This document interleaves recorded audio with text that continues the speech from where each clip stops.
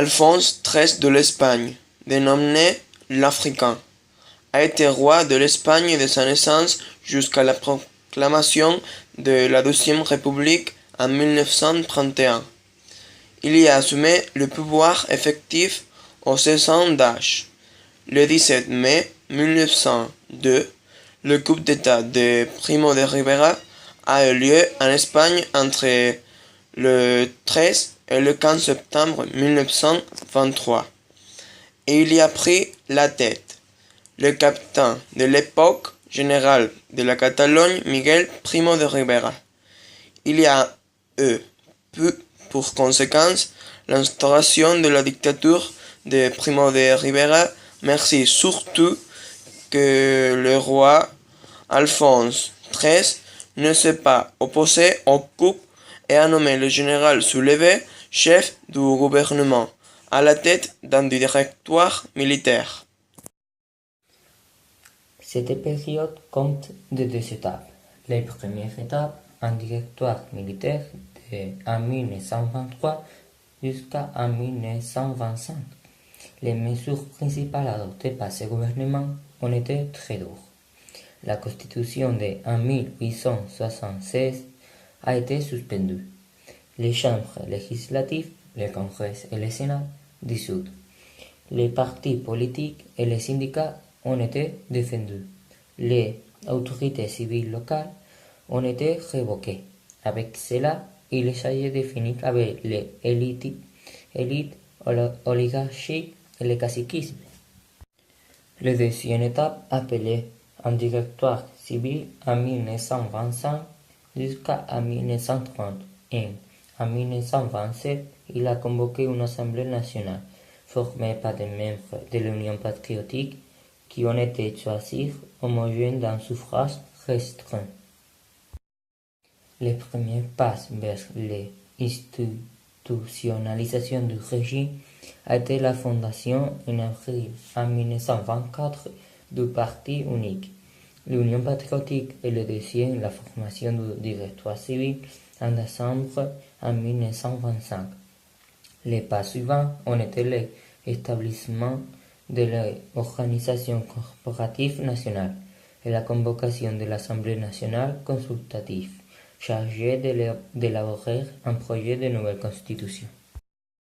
L'avant-projet de constitution, le statut dénommé fondamental de la monarchie, avait un caractère autoritaire fort, puisqu'il limite l'exercice des droits, n'établissait pas la division des pouvoirs et seulement la moitié de la Chambre était choisie par un suffrage universel, alors que l'autre moitié était désignée par les corporations et par les rois.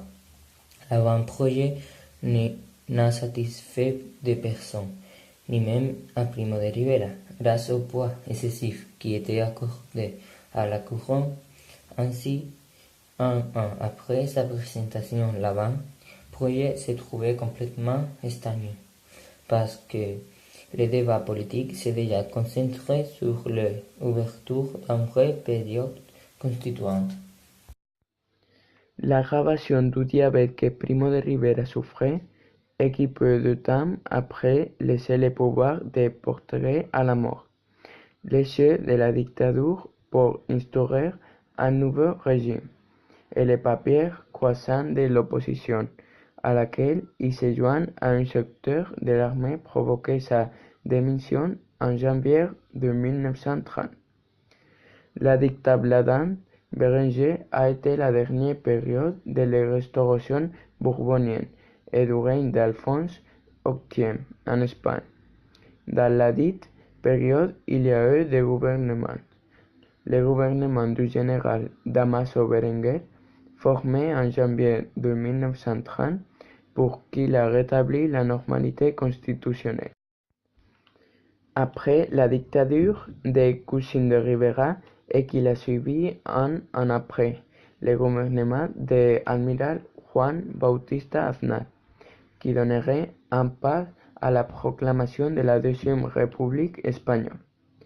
La limite dictablanda a été utilisée par la presse pour se reporter à la définition de gouvernement de Berenguer, qui a continué avec la dictature antérieure, a pleinement rétabli la Constitution de 1876. La guerre civile espagnole, ou guerre de l'Espagne, a été un conflit social, politique et de guerre, qui répercuterait plus tard aussi en une crise économique, qui s'est déchaînée en Espagne après les parties du coup d'État de 17 et 18 juillet 1936, réalisé d'une part de l'armée contre le gouvernement de la Deuxième République.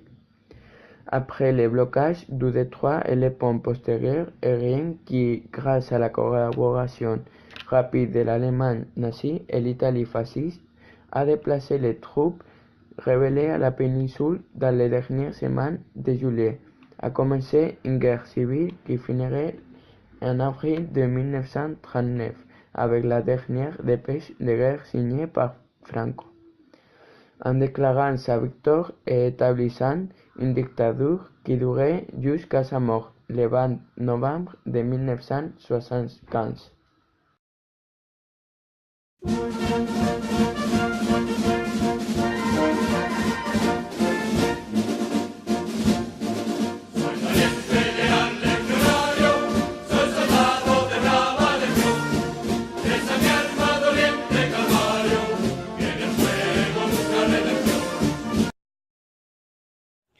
Le développement provoque que la population commence à se déplacer du champ à la ville, en cherchant un travail dans l'industrie ou dans les zones touristiques côtières.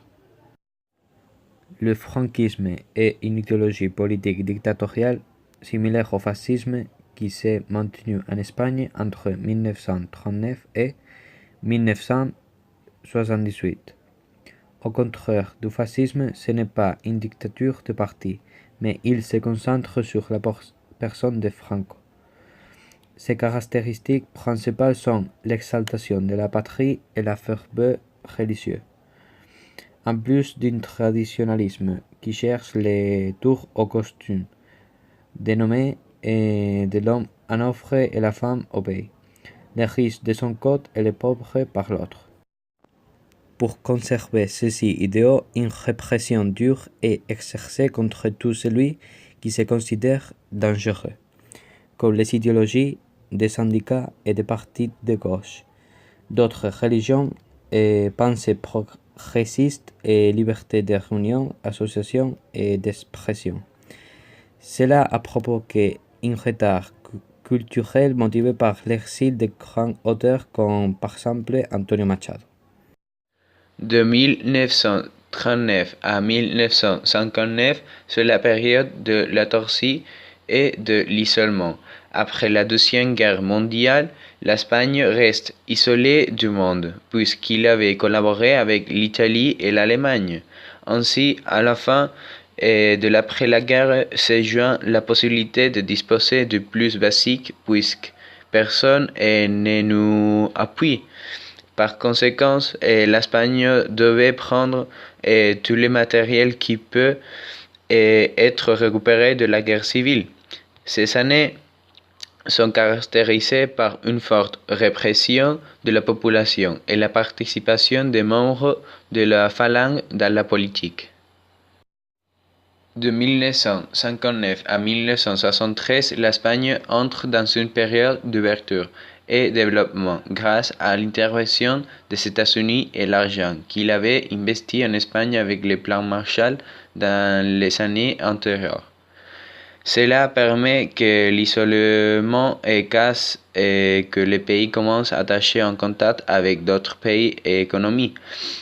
À son tour, l'Espagne commence une politique pour améliorer l'économie avec la stabilisation de 1959 et la dévaluation et la peseta.